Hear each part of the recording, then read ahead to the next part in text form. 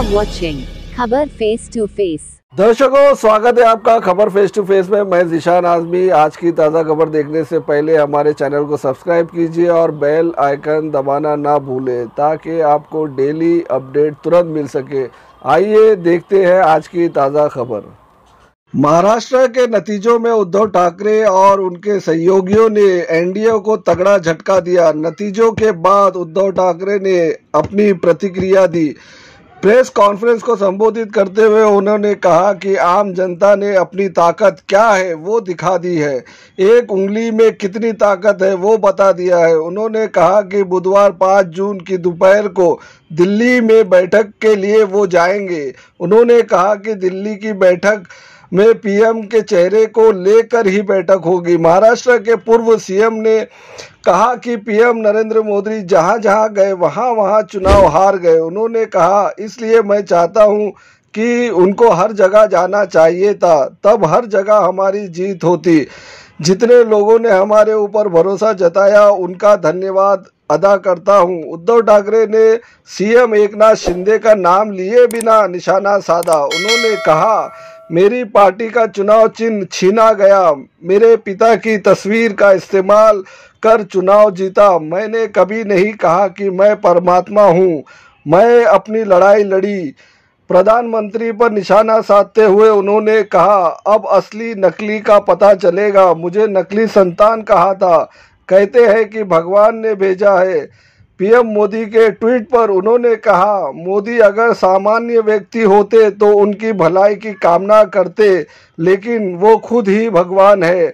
आइए सुनते हैं क्या कहा उद्धव ठाकरे ने प्रेस कॉन्फ्रेंस में। हमारे चैनल को सब्सक्राइब कीजिए और शेयर कीजिए। आपकी क्या राय है हमें कमेंट करके बताइए। शुक्रिया। जय हिंद, जय महाराष्ट्र। पहिली प्रतिक्रिया अशी आहे की आपल्या देशामध्ये सर्वसामान्य माणसाची ताकद काय असते ते दाखवून दिलेलं आहे आणि त्याबद्दल मी संपूर्ण सर्वसामान्य नागरिकांचं अभिनंदन करतो। सत्ताधारी किती मस्तवाल झाले तरी एका बोटाने आपण त्यांना हरवू शकतो, त्यांचा उघडलेला वारू रोखू शकतो। ह्याच देशातल्या तमाम जनतेने अख्ख्या जगाला दाखवून दिलेलं आहे। त्याच्याबद्दल मला नक्कीच अभिमान आहे आणि आनंद आहे। इंडिया अलायन्सची उद्या दिल्लीमध्ये बैठक होते आहे, तुम्ही स्वतः उपस्थित राहणार आहात का आणि काय निर्णय घेण्यात येईल? आता काय बैठकीच्या आधी निर्णय कसं सांगू? सांगतो सत्ता स्थापनेसाठी दावा करायलाच पाहिजे। इंडिया आघाडीच्या बैठकीसाठी मी उद्या दुपारनंतर जाईल, कारण बाहेरगावी जिंकलेले जे आमचे खासदार आहेत ते उद्या येतील। आज मुंबईतले खासदार मला भेटले, उद्या बाहेरगावचे खासदार येतील। सर्वात आधी संजय राऊतजी तिकडे जातील, त्यांच्याबरोबर आपले मुंबईतले खासदार अनिल देसाई, अरविंद हेही असतील आणि दुपारनंतर संध्याकाळच्या वेळेला मी दिल्लीमध्ये पोहोचेल। एक पुरी करतो बात।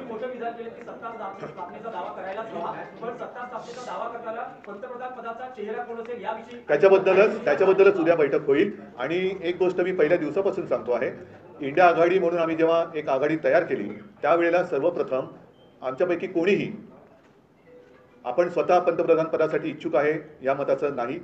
देशातली लोकशाही वाचवली पाहिजे, देशातलं संविधान वाचवलं पाहिजे आणि हुकुमशाहीपासून देशाला वाचवलं पाहिजे, ही एक आमची पहिली एकत्र येण्यामागची भावना होती। तीच भावना आजही कायम आहे।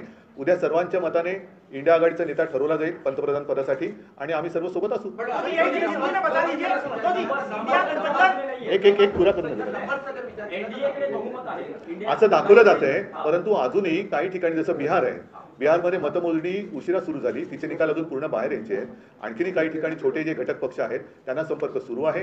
एकूणच काय की ह्या जुलूम जबरदस्तीला सगळे जे कंटाळलेले आणि चिडलेले पक्ष आहेत, अपक्ष आहेत, हे इंडिया आघाडीमध्ये एकवटतील आणि हे पुन्हा एकदा जुलूम जबरदस्तीचं सरकार येऊ देणार नाहीत याची खात्री घेतील। त्यांच्याबद्दल त्यांच्याशी काँग्रेसकडनं म्हणा इतरांकडनं म्हणा बोलणी सुरू आहे। परत एकदा सांगतो की चंद्रबाबू नायडूंना सुद्धा भाजप सरकारने काही कमी त्रास दिला नव्हता, नितीशना सुद्धा काही कमी त्रास दिला नाही, तर पुन्हा त्रास हवा का हा एक प्रश्न आहे। आणि मला खात्री आहे की एकदा हे गेलेले सरकार उंबरठ्यावरती आहे ते उंबरठ्यावरनं बाहेर काढण्यासाठी सगळे जे यांच्या जुलूम जबरदस्तीला चिडलेले आणि कंटाळलेले लोक आहेत ते इंडिया आघाडीत येतील. एक पूरा देता हूं आपको उत्तर देता हूं. म्हणजे अजेंडा हा असेल की नरेंद्र मोदी यांना पंतप्रधान होण्यापासून रोखणं हा इंडिया आघाडीचा पहिला अजेंडा असेल. नुसते नरेंद्र मोदी नाही, एकूणच ती जी वृत्ती आहे, आम्ही कोणत्याही व्यक्तीच्या विरोधात नाही, मी पहिल्या दिवसापासून सांगतोय, आम्ही वृत्तीच्या विरोधात आहोत. वृत्तीच्या विरोधात म्हटल्यानंतर हुकुमशाहीची वृत्ती, ही वृत्ती या देशामध्ये चालू द्यायची नाही, हे आम्ही सगळ्यांनी ठरवलेलं आहे. सगळ्या देशभक्तांनी ते ठरवलेलं आहे. एक मिनट, अभी थोड़े जरा इंडिया गठबंधन कल क्या सबका सामना को लेकर एक्सप्लोर करने वाले ऑप्शन और क्या पीएम पद के ऊपर भी आप चर्चा करेंगे? बिल्कुल करेंगे. और जैसे मैंने अभी कहा कि जिस दिन हमारा गठबंधन हुआ इंडिया, उसी वक्त हम सारे लोगों ने तय किया था कि किसी व्यक्ति को लेकर नहीं, लेकिन ये जो तानाशाही है देश में, उसको खत्म करना चाहिए, देश का संविधान बचाना चाहिए. फिर चाहे सब मिलकर प्रधानमंत्री का उम्मीदवार हम तय कर सकते हैं और मुझे लगता है कि कल वो हो जाएगा. जो भी लोग इनसे त्रस्त है वो सारे लोग हमारे साथ आएंगे, सारे देशभक्त हमारे साथ आएंगे. चंद्रबाबू जी भी, उनको भी बहुत परेशान किया है बीजेपी गवर्नमेंट ने. सारे लोग जिनको भी तकलीफ दी है, परेशान किया है, वो सारे लोग हमारे साथ आएंगे. आता मी इथे बसून ममता बॅनर्जी सोबत आहेत आमच्या. ममता बॅनर्जी आमच्या सोबत आहे. ममता बॅनर्जी पण सोबत आहेत. म्हणून मी तुम्हाला सांगतो, ममता बॅनर्जींना सुद्धा खूप छळलेलं आहे. या छळवणुकीपासून सगळे लोक आता कंटाळलेत आणि चिडलेत की एवढा तुम्ही त्रास कसा देऊ शकता. एक लोकशाही म्हटल्यानंतर, राजकारण म्हटल्यानंतर कोणी विरोधात असू शकतं, कोणी सोबत येऊ शकतं, पण तो जीवघेणा विरोध असता कामा नये. सुडाचं राजकारण होता कामा नये. सुडाच्या राजकारणाला जे त्रासलेले सुडाच्या राजकारणाने ते सगळे देशभक्त इंडिया आघाडीत येतील. मैंने जो बात कही उसमें और अलग भूमिका बताने की क्या आवश्यकता है? बातचीत जरूर करूंगा. मेरी और ममता दीदी की बात हुई है और सारे लोग साथ थे और साथ रहेंगे. निकाल आया है महाराष्ट्र में, आज जो निकाल आया है, एमबीए को जितनी सीटें मिली है 2019 से मुकाबले में काफी ज्यादा है, कैसे इसको देखते? एमबीए महाराष्ट्र का रिजल्ट तो अच्छा ही है, लेकिन मुझे और कुछ सीटों की अपेक्षा थी, जरूर थी. 2-4 सीट्स वैसे तो मुझे जितने हमने लड़ी थी 48, तो 48 के 48 हमें जीतना चाहिए था. उम्मीद तो वही थी, विश्वास भी था. ठीक है, कुछ जगह लग रहा है कि कुछ गड़बड़ हुई है क्या, ऐसे आशंका आ सकती है. उत्तर पश्चिम मध्ये आता जेव्हा मोजणी करण्यात आली, अमोल कीर्तीकर यांचा पराभव झाला. अमोल कीर्तीकरांचा अजून पराभव जाहीर झालेला नाही, कारण तिकडे नक्की गडबड आहे. आम्ही विचार करतोय कदाचित ती निवडणूकच आम्ही चॅलेंज देऊ निवडणुकीला, कारण एकूणच गडबड घोटाळा दिसतोय तिकडे. पहिल्यांदा ईव्हीएम मध्ये काय मतमोजणी झाली, मग पोस्टरमध्ये काय, तर आम्ही अजून तिकडे तो विषय सुरू आहे, पण बहुतेक आम्ही ती निवडणूक चॅलेंज करू.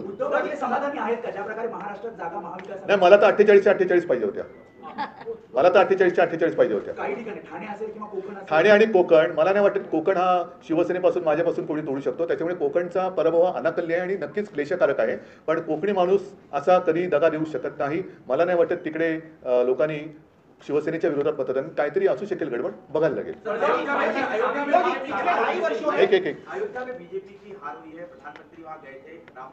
प्रधानमंत्री जी जहां जहां गए, महाराष्ट्र में जहां जहां आए थे, वो सारी जगह हार गए. और इसलिए मैं मेरी पब्लिक मीटिंग में कह रहा था कि प्रधानमंत्री जी और आने चाहिए महाराष्ट्र में. उन्होंने हर एक जगह पर मीटिंग ली होती, तो हमारे लिए काफी अच्छा काम, हमारा प्रचार वही कर रहे थे. सांगलीमध्ये काँग्रेसने आपल्या उमेदवारासाठी काम केलं नाही असं दिसतंय. विशाल पाटील यांचा विजय झालेला आहे, तर सांगलीच्या बाबतीत तुमचं काय मत आहे? सांगलीच्या बाबतीमध्ये उघड दिसतंय आघाडीचा धर्म पाळला गेला की नाही पाळला गेला बघतंय, आणि त्यानुसार आमची पुढची पावले ठरतील. स्वागत केलं जाईल विशाल पाटील. नाही, बघू ना आता काय होतं त्याच्यावरती. उद्धव जी, पिछले 2.5 वर्षों में जब से आपकी पार्टी तोड़ी गई या नाम छीना गया, पार्टी का चुनाव छीने चले, तब से लेके अब तक का जो यात्रा कैसी रही? क्योंकि इस तरह की जीत की अपेक्षा जो है बीजेपी की तरफ से कहा जाता है ये संभव नहीं है, लेकिन वो करके दिखाया. मैं तो जितने सारे लोगों ने मुझ पर विश्वास दिखाया, उन सारे लोगों का दिल से धन्यवाद उनको देता हूं. और मैं तो कहता हूं कि अब तो लड़ाई की शुरुआत हुई है. आपने जैसे कहा कि पार्टी तोड़ी गई, छीनी गई, मेरा पार्टी सिंबल छीना गया. यहाँ तक कभी कहा जाता था कि मोदी जी का फोटो लगाकर हमने इलेक्शन जीती थी. उनको भी, मतलब मोदी जी को मेरे पिताजी का फोटो लगाकर इलेक्शन लड़ना पड़ा.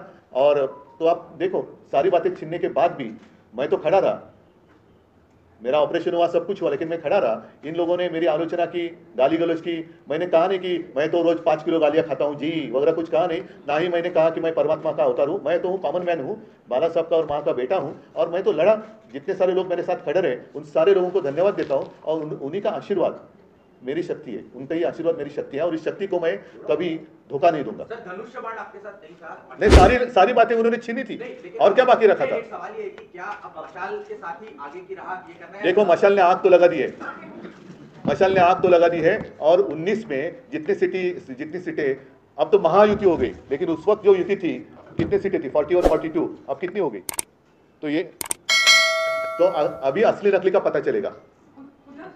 और मुझे तो नकली संतान कहते हैं, वो खुद को अपनी माँ को भी मानने के लिए तैयार नहीं। अब तो कहते हैं कि परमात्मा ने भेजा है, मतलब नकली संतान है कौन? नाही, उद्धवजी, तुमच्या नेत्यांची जशी अन्य पक्षाच्या नेत्यांची बोलणी सुरू आहे, तशीच भाजप आणि मोदींकडूनही चंद्रबाबू नायडू आणि असतील ना, असतील, जरूर करावी त्यांनी, पण माझा प्रश्न हाच आहे की पुन्हा बोलणी कशासाठी करताय? पुन्हा छळायला? म्हणजे आम्ही सुद्धा त्यांच्यासोबत होतो, तरी सुद्धा त्यांनी आमच्या लोकांच्या मागे ईडी, इन्कम टॅक्स, सीबीआय आमच्याकडनं गद्दार फोडून घेतले, त्यांना उमेदवारी दिली, त्यांच्या प्रचारासाठी मोदी स्वतः आले. आता पुन्हा तोच सगळा प्रकार, त्याचाच तोच अनुभव चंद्रबाबू पुन्हा घेतील असं तुम्हाला म्हणायचं का?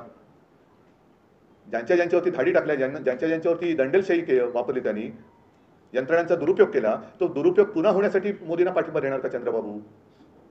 हा प्रश्न आहे.